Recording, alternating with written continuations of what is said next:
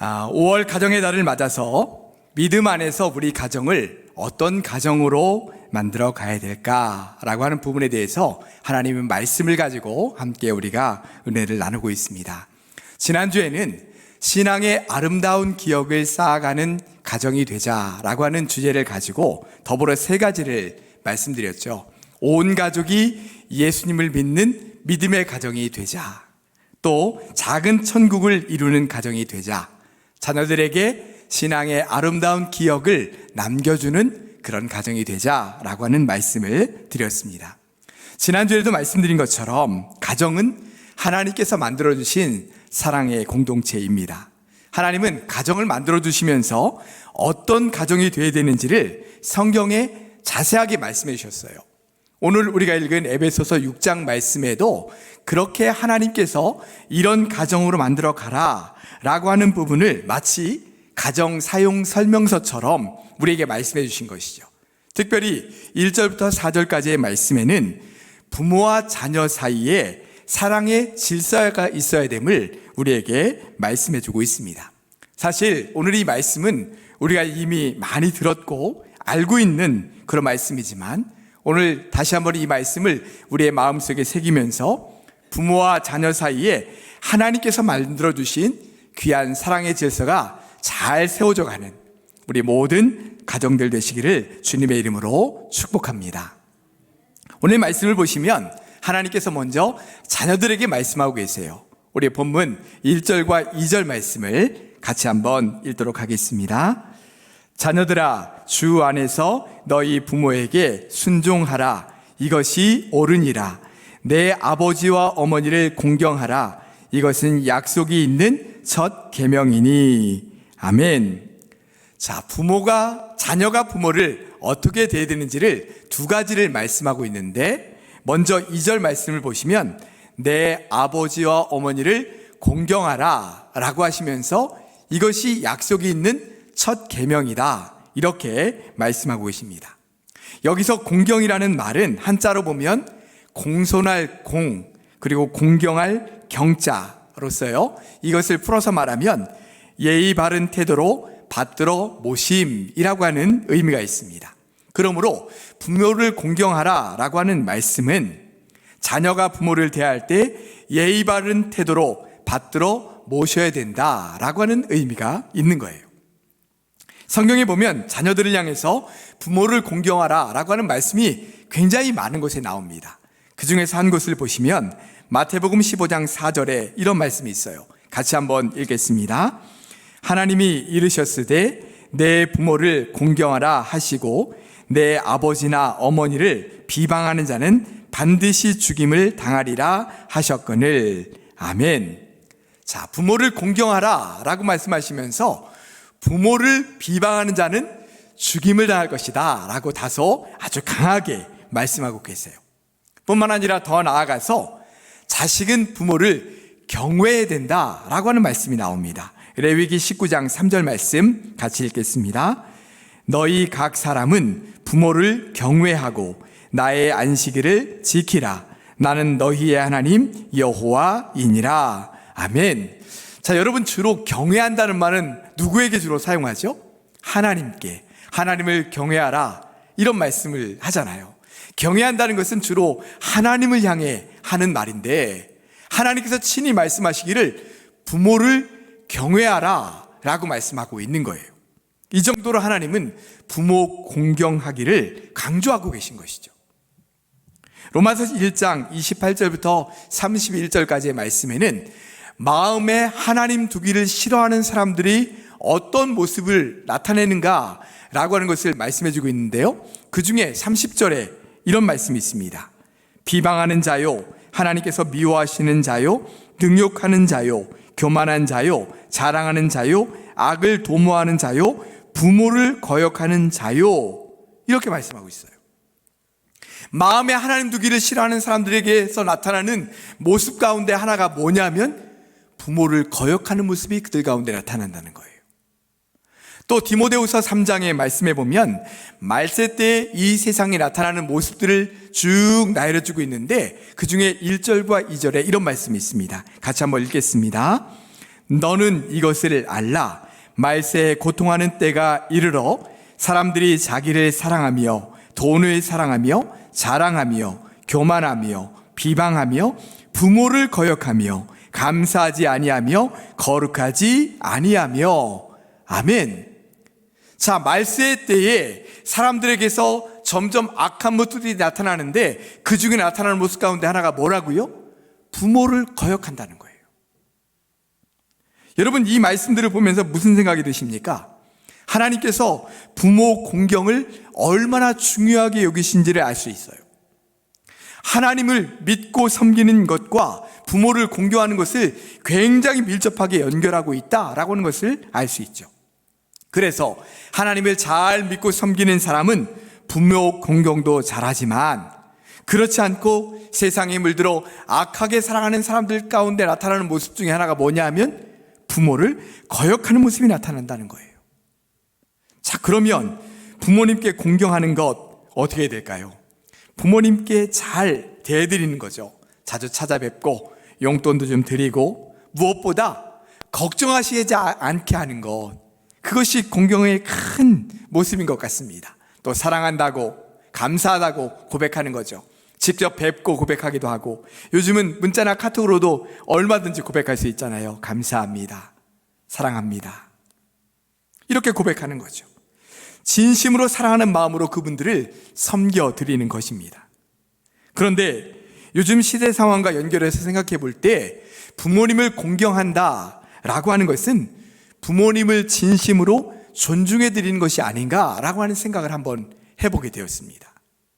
예전에 지금처럼 인터넷 정보화 시대가 되기 전에 나이와 연륜이라는 것이 굉장히 중요했어요.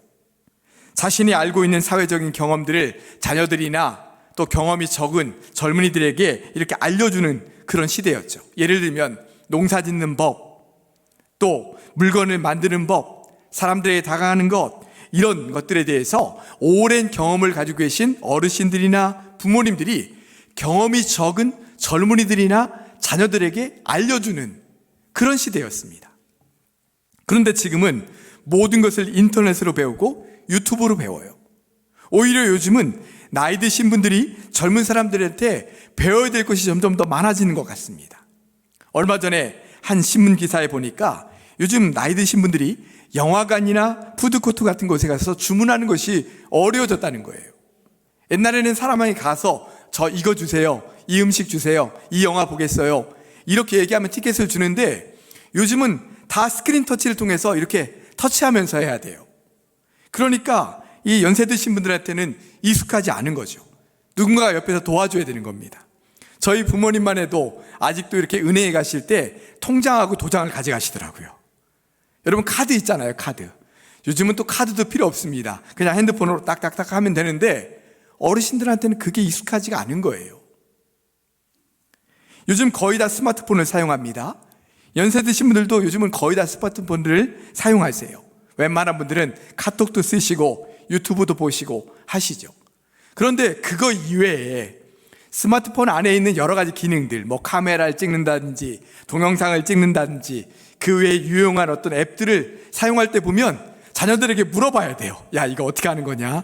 손자, 손녀들에게 물어봐야 됩니다. 저희 부모님들도 스마트폰을 이렇게 사용하고 싶은 앱이 있으시면 저나 우리 아이들한테 물어보세요. 이거 어떻게 하는 거지? 이렇게 물어보십니다. 이처럼 요즘 시대가 젊은 사람들이 나이 드신 분들에게 이렇게 여쭤보는 그런 시대가 아니라 나이 드신 분들이 젊은 사람들한테 물어봐야 되는 그런 시대가 된 거예요. 그러다 보니까 연세 드신 분들의 위신이나 권위가 많이 약화가 된 거죠.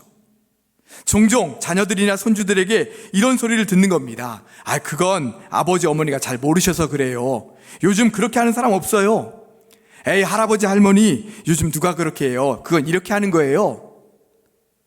오히려 자식이나 손주들이 부모님을 가르치려고 드는 거예요.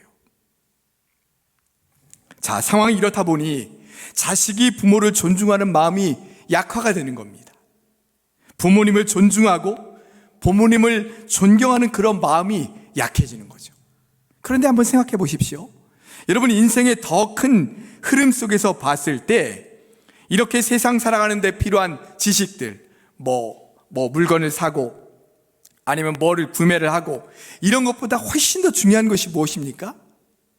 이 인생이 무엇인가를 깨닫게 되는 인생의 통찰력, 지혜, 이런 것들이 더 중요한 것인데, 이런 것들은 저절로 알아지는 게 아니에요. 세월이 지나가면서 깨달아지는 것들이 얼마나 많습니까?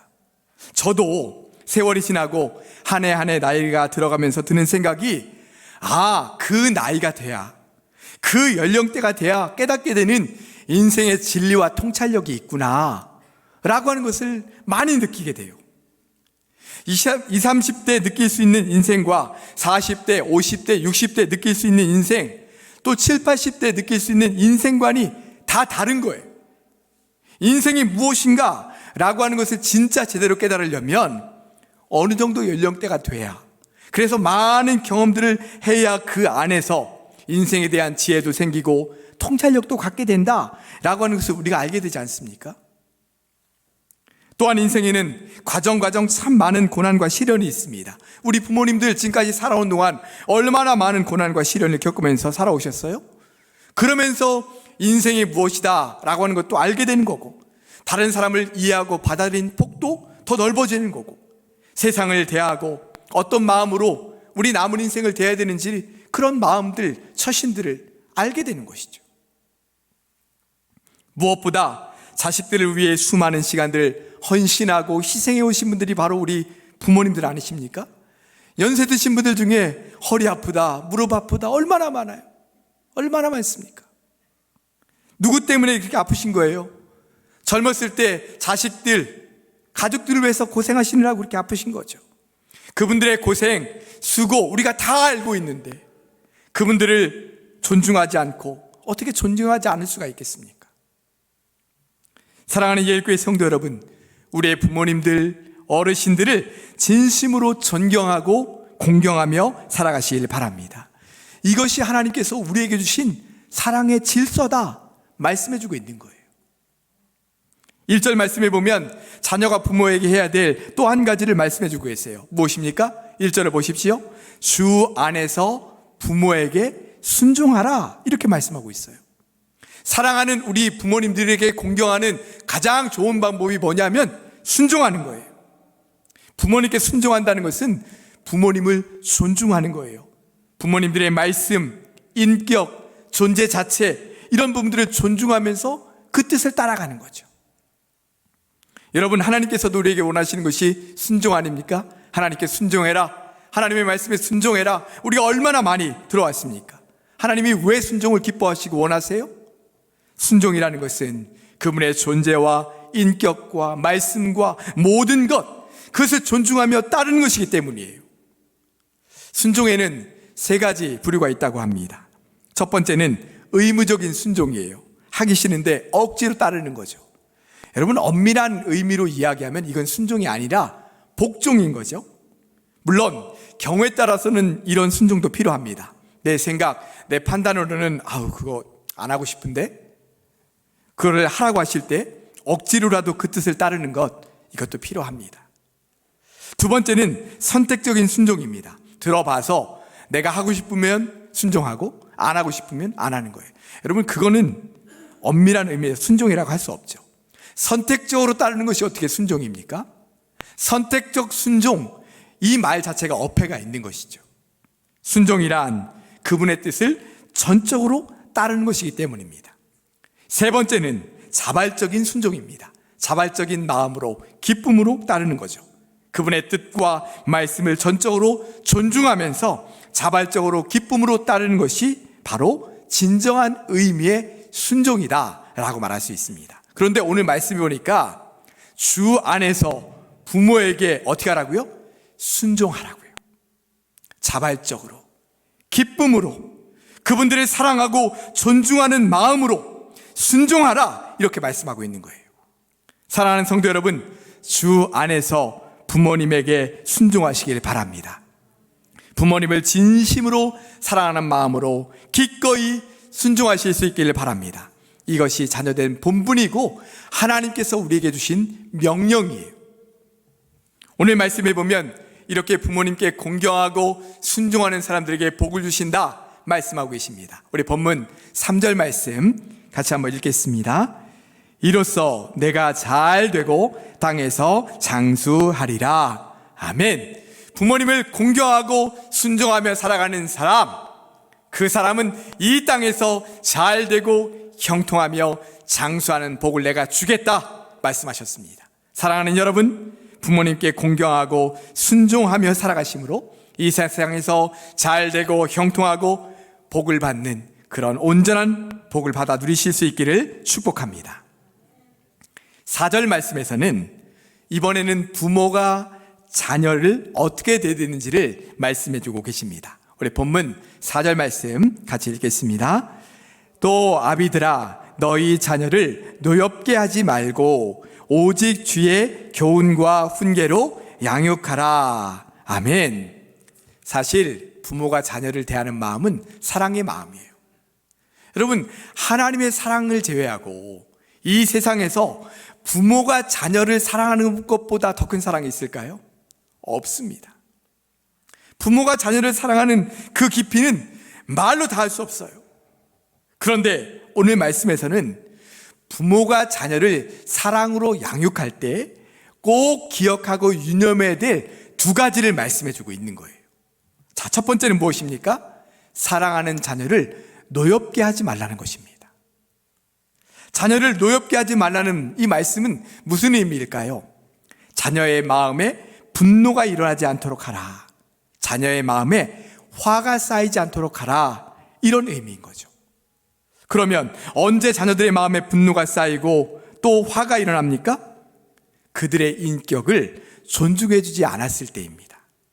자녀가 부모를 존중해야 되는 것처럼 부모도 자녀의 인격을 존중해 줘야 되는 거예요. 아무리 좋은 것이라 할지라도 자녀의 인격을 무시해 가면서 하면 그것은 사랑이 아니라 때로는 폭력일 수 있는 거죠. 그 아이의 생각, 또 감정, 인격 이런 것들을 세심하게 배려해 가면서 우리 아이들을 양육해야 되는 것입니다. 대해야 되는 거예요. 내가 부모니까 너 자녀는 내가 말하는 대로 따르고 내가 하자는 대로 하면 돼 라고 하는 것이 아니라요.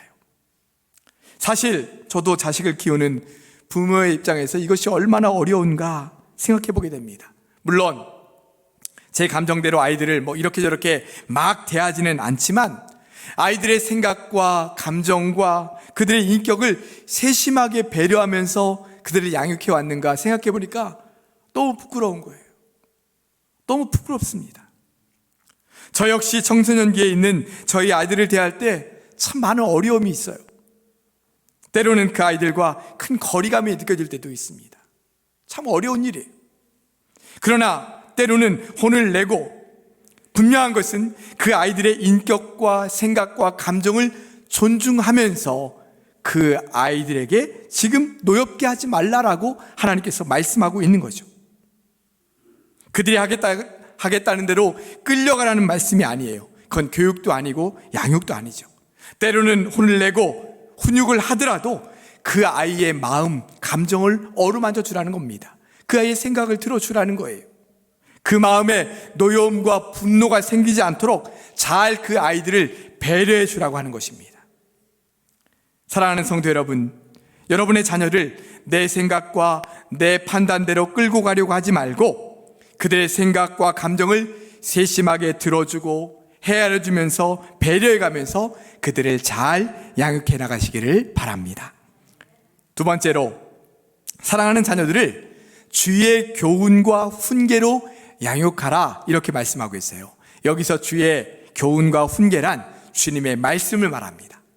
사랑하는 우리 자녀들을 주의 교훈과 훈계, 즉 말씀으로 양육하라는 거죠. 사실 우리 나름대로 자녀들을 양육하는 어떤 기준이나 방향이 있습니다. 우리 가정은 이렇게 해야 돼 라고 하는 나름대로의 기준을 가지고 양육하죠.